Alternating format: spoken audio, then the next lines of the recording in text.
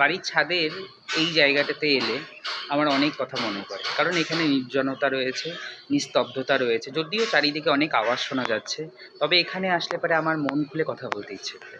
চারিদিকে পাখিগুলো কিচিরমিচির শব্দে তাদের কথা বলে যাচ্ছে, গাছপালা হাওয়ার মাধ্যমে তার নিজের কথা বলে যাচ্ছে।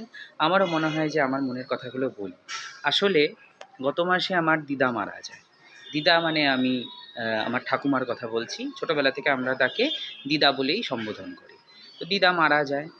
এবার যখন দিদা মারা যায় সেই সময় থেকে এখনো পর্যন্ত দিদার কথার শব্দ, দিদার হাসি, দিদার উপস্থিতিগুলো আমার মনের মধ্যে কোথাও না কোথাও রয়েই গেছে।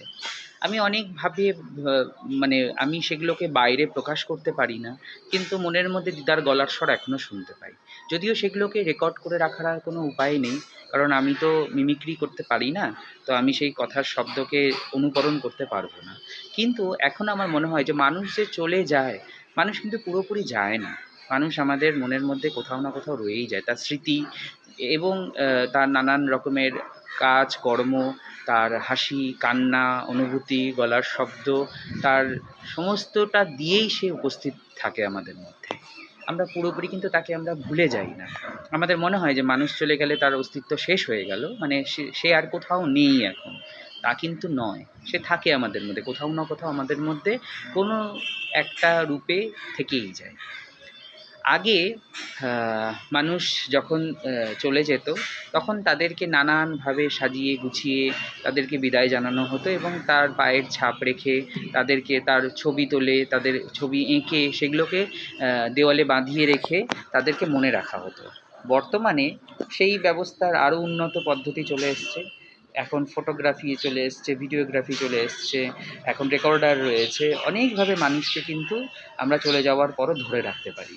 কিন্তু আমার মনে হয় সবথেকে সুন্দর হচ্ছে এবং সবথেকে অকৃত্রিম পদ্ধতি মনের মধ্যে তাকে ধরে রাখা। আমরা যদি কাউকে ভালোবাসি, তার গন্ধ, তার হাসি, তার অনুভূতি, তার কথা বলা, তার ব্যক্তিত্ব, তার রূপ, সে সম্পূর্ণটা নিয়ে আমাদের মধ্যে কিন্তু কোথাও না কোথাও তারা রয়েই যায়। মানে আমি আমার দিদার গলার শব্দ এখনও টের পাই, এখনও বুঝতে পারি। আমি কোনোদিন হয়তো তার গলার শব্দ বুঝবো না। হাসলে পরে তাকে কেমন লাগতো, সে সবসময় মানে তিনি সবসময় একটা স্মিত হাসি দিয়ে আমাদের সঙ্গে কথা বলতেন। সেই যে একটা তার লালিত্য মুখের মধ্যে সবসময় বিরাজ করতো, সেটা কিন্তু আমি এখনও টের পাই। মানে তিনি নেই কোথাও, এই ব্রহ্মাণ্ডের কোথাও তাকে খুঁজে পাওয়া যাবে না। কিন্তু তারপরেও তিনি কিন্তু রয়ে গেছেন, অনেকটাই রয়ে গেছেন আমার মধ্যে এবং আজীবন তিনি রয়ে যাবেন, তিনি থাকবেন।